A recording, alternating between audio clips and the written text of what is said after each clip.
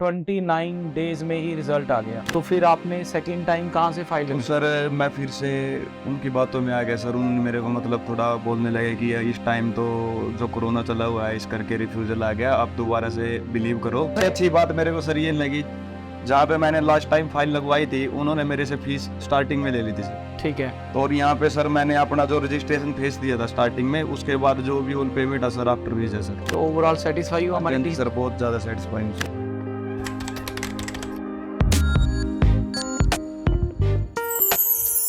Hello everyone, दोस्तों स्वागत है आपका हमारे सोशल मीडिया प्लेटफॉर्म के ऊपर। हमेशा की तरह आपके साथ एक और सक्सेसफुल कैंडिडेट को इंट्रोड्यूस करवाने वाले हैं, उनका एक्सपीरियंस शेयर करने वाले हैं। हमारी कोशिश होती है हर वीडियो के माध्यम से आपके साथ कुछ ऐसे कैंडिडेट से जरूर रूबरू करवाएं, उनका एक्सपीरियंस आपके साथ शेयर करें जिनके केसेस में कुछ प्रॉब्लम थी या जिनको अवेयरनेस की कमी के रहते रिफ्यूज़ल का सामना करना पड़ा या डिले हुआ। तो आज हमारे साथ हैं ललित, जो कि डिस्ट्रिक्ट करनाल के रहने वाले हैं। इन्होंने अपनी फ़ाइल कहीं और से लगवाई थी पहले, और 2 बार इनका वीज़ा जो है रिफ्यूज़ हुआ था। 2 बार रिफ्यूज़ल के बाद नॉर्मली बंदा यही सोचता है कि यार अब मैं क्या करूं। तो इन्होंने अच्छी चीज़ ये की कि इस टाइम इन्होंने प्रॉपर रिसर्च किया और इनको हमारी टीम के बारे में पता चला, हमारे बारे में पता चला।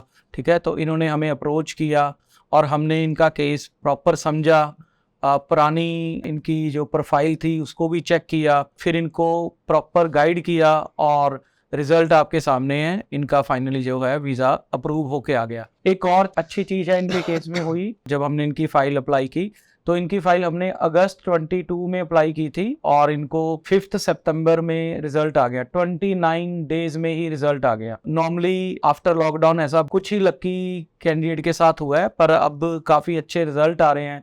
तो होप करते हैं कि आगे भी ऐसा होता रहेगा। तो आपसे ही इनको हम लोग मिलाते हैं और इनका एक्सपीरियंस शेयर करते हैं। तो ललित, पहले तो आपको बहुत बहुत मुबारकें। Thank you sir. ठीक है, फाइनली आपका वीज़ा आ गया। Thank you so much. ठीक है, 2.5 साल लग गए आपको। हाँ जी सर, बहुत टाइम लग गया।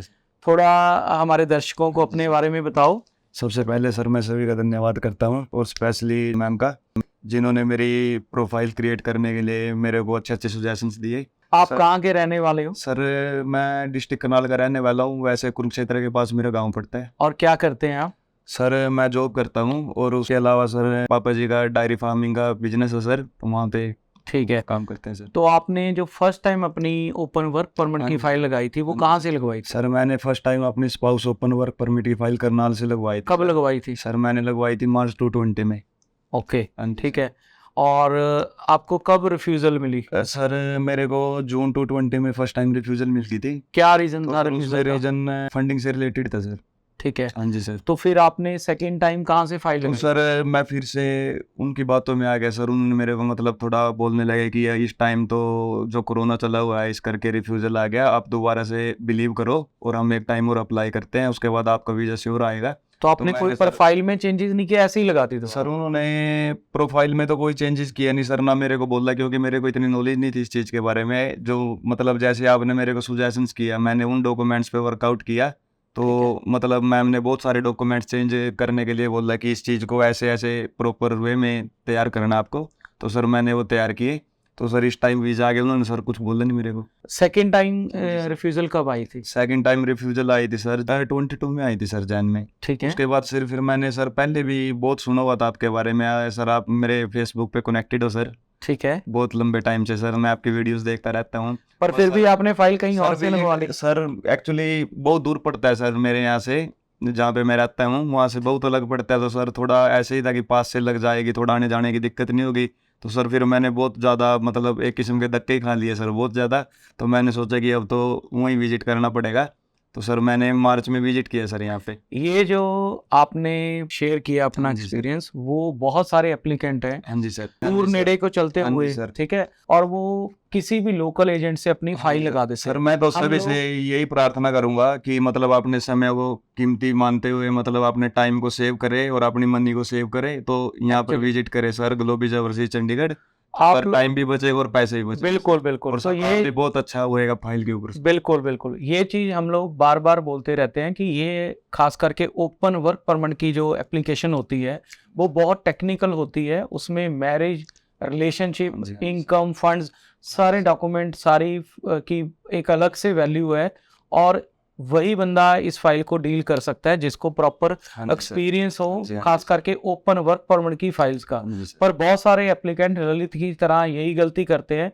जैसे ललित को हमारे बारे में सोशल मीडिया से काफ़ी पता था, ये हमारे साथ बहुत टाइम से अटैच भी थे, ठीक है, इनके पास हमारे रिव्यू भी थे, पर इनको लगा कि यार चंडीगढ़ दूर है तो बेटर है मैं ये काम लोकल किसी से करवा लेता हूँ, क्योंकि उन्होंने इनको अश्योरेंस दी कि हम लोग आपका वीज़ा आपको ग्रांट करवा देंगे। पर जब हमारे पास ये विजिट करने आए, ठीक है, तो हमने इनकी प्रीवियस एप्लीकेशन चेक की, तो डे 1 में ही हमने बता दिया था कि आपका वीज़ा लगना ही नहीं था, हाँ जी सर। क्योंकि ये चीज़ों के लिए हाँ जी आपकी सर। फाइल कंप्लीट ही हाँ नहीं। जी सर, मैम ने ठीक क्लियर है। बोल दिया था सर। क्या क्या चीज़ें चेंज करवाई हमने? सर मैम ने बोला था मेरे को, एक तो जो ITR थी सर मेरी कम की फील की हुई थी, वो ठीक सर है। ज़्यादा की थी। मतलब मेरी जो सैलरी थी जो जो करता हूँ मैं उसके अकॉर्डिंग और मेरी एग्रीकल्चर वर्क के अकॉर्डिंग वो बहुत कम थी सर। बहुत कम थी, मतलब ठीक है। उन्होंने टैक्स से बचाने के लिए बोला था कि कम ITR फील कर दो। और बैंकिंग में क्या तो था? बैंकिंग में था जो प्रूफ था सर, मैं ट्रांजैक्शन करता रहता था, जैसे फादर साहब का बोला था मैंने, वो एनिमल डायरी का काम है, तो सर जैसे पेमेंट आती थी उसमें से ट्रांजैक्शन करता रहता था। तो मैम ने बोला कि इन ट्रांजैक्शन पे आपको वर्कआउट करना पड़ेगा, और सबसे पहले तो आपको 3 और 4 मंथ्स के लिए वेट करना पड़ेगा, और अपनी जो प्रोफाइल सेट कर स्टेटमेंट है ना मेहनत- अच्छे तरीके से मेहनत करनी पड़ेगी। ट्रांजैक्शन सर मैंने उन पे मेहनत की, मैंने अपने जो मतलब ट्रांजैक्शन है, जैसे मेरी जॉब की सैलरी आती है उसके बाद जो मेरा क्या सर एग्रीकल्चर का जे फॉर्म्स वगैरह का, ठीक है। तो सर मैंने उन पे बहुत अच्छे तरह से वर्क किया, और तो मैंने मेरे को ये- क्लियर बोल दिया था कि यही आपका मतलब सबसे ज्यादा वीक पॉइंट है, अगर आप इसको अच्छी तरह से मेहनत करोगे इस पे तो आपको हम 101% वीजा लेके देंगे। तो ये चीजें आपके कंसल्टेंट ने नहीं की? सर उन्होंने मेरे को कुछ नहीं बोला। मतलब कहने का मतलब आपकी जो इनकम हाँ है, जी सर। जो आपको आमदन है, वही चीज हमने शो की, हाँ जी सर। पर वो सही तरीके से सही तरीके से, बस मतलब बताने का वे अच्छा था सर, उन्होंने मेरे को कुछ बताया नहीं, उन्होंने सिर्फ फाइल से गाइड किया सर मेरे। ठीक है। हाँ जी सर। सबसे अच्छी बात मेरे को सर ये लगी, जहाँ पे मैंने लास्ट टाइम फाइल लगवाई थी उन्होंने मेरे से फीस स्टार्टिंग में ले ली थी सर। ठीक है। तो और यहाँ पे सर मैंने अपना जो रजिस्ट्रेशन फीस दिया था स्टार्टिंग में, उसके बाद जो भी ऑल पेमेंट है सर आफ्टर वीजा सर। ठीक है, चलो यस दोस्तों, ये चीज़ बहुत सारे एप्लीकेंट इस चीज़ पे गलती करते हैं। मैं तो यही कहूँगा कि बेटर है किसी की गलती से हम लोग सीख ले लें, ठीक है। वो सबसे बड़ी गलती यही है कि बंदे सोचते हैं कि हमारी मैरिज जेन्युइन है, हमारा रिलेशनशिप जेन्युइन है, तो हमारा तो वीज़ा ग्रांट हो ही जाएगा। तो ऐसा नहीं है। आप एक टेम्परेरी रेजिडेंस वीज़ा के अंदर कैटेगरी आती है ये स्पाउस ओपन वर्क परमिट की, तो आपकी मैरिज या रिलेशनशिप के अलावा आपके इनकम और बैंक के जो डॉक्यूमेंट है वो भी काफ़ी इंपॉर्टेंट रोल प्ले करते हैं आपके वीज़ा रिफ्यूजल में। जैसे ललित ने आपको बताया, सब कुछ इनके पास था चीज़ें, पर वो एम्बेसी की रिक्वायरमेंट के अकॉर्डिंगली सही नहीं थी। जब ये हमारे पास आए तो हमने इनको बोला कि हर चीज़ का सोल्यूशन है, बट आपको थोड़ा सा जो है उस पर टाइम स्पेंड करना पड़ेगा। अपनी ट्रांजैक्शंस इनकम की जो है वो प्रॉपर वे में लेके आनी पड़ेगी, तभी आपकी फाइल लगेगी, और सही डॉक्यूमेंट से हम लोग फाइल लगाएंगे तो वीज़ा आ ही जाएगा। हाँ जी सर।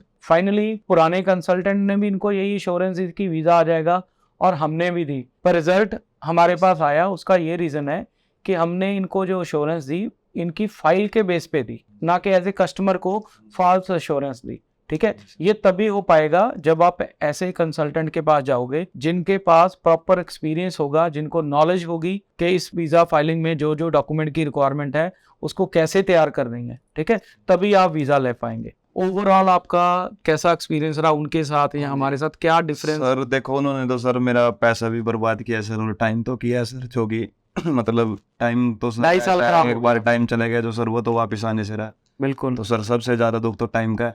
ठीक है। तो सर यहाँ पर आने के बाद तो सर मेरे को आपको पता है विद इन 1 मंथ सर मैंने अपना वीजा प्राप्त कर लिया। चलो आप और बहुत सर, लकी और- रहे कि हाँ जी इस सर। बार आपका जो वीज़ा है हाँ जी वो सर, 1 इस महीने के बार- अंदर आ हाँ जी, गया, हाँ जी ठीक सर। है। और अपने जैसे जो एप्लीकेंट हैं हाँ जी सर। उनको क्या मैसेज सर- देना चाहोगे कि सर, वो मैं क्या तो- ध्यान रखें सर, मैं ताकि तो- उनका पैसा और हाँ जी, टाइम हाँ जी। खराब ना हाँ हो? जी सर, मैं तो सर पहले भी बोल रहा था मैंने कि मैं तो सबको यही सुजेशन करूंगा कि एक बार ग्लो वीजा ओवरसीज को विजिट करे चंडीगढ़ में, और अपना प्रोफाइल शेयर करे, उसके बाद यहीं से फाइल लगवाए सर, क्योंकि सर टाइम भी बचेगा और पैसा भी बचेगा सर। नहीं, फाइल तो लगवाए, हाँ जी पर सर। और क्या चीज का ध्यान रखें कि ये चीजें टाइम लगनी है, जल्दबाजी ना करें, सर ठीक है, प्रॉपर तैयार करें। यस यस सर, क्योंकि प्रॉपर सर यहाँ पे विजिट करेंगे तो सर आप उनको प्रॉपर वे में बताओगे कि आपको इतना टाइम स्पेंड करना और इस चीज के ऊपर वर्क करना है, तो ठीक सर है। वो टाइम स्पेंड करेंगे और सर अपने 1-2 ईयर मतलब जो खराब होंगे उनको बचाएंगे सर। ठीक है, तो ओवरऑल सेटिस्फाई हो हमारी हाँ जी टीम सर, से? बहुत ज्यादा सेटिस्फाइंग सर। चलो, थैंक यू वेरी हाँ मच। जी, एंड थैंक यू सो आपको मच। बहुत बहुत मुबारकें, हाँ जी, फाइनली सर। आपका काम हो गया।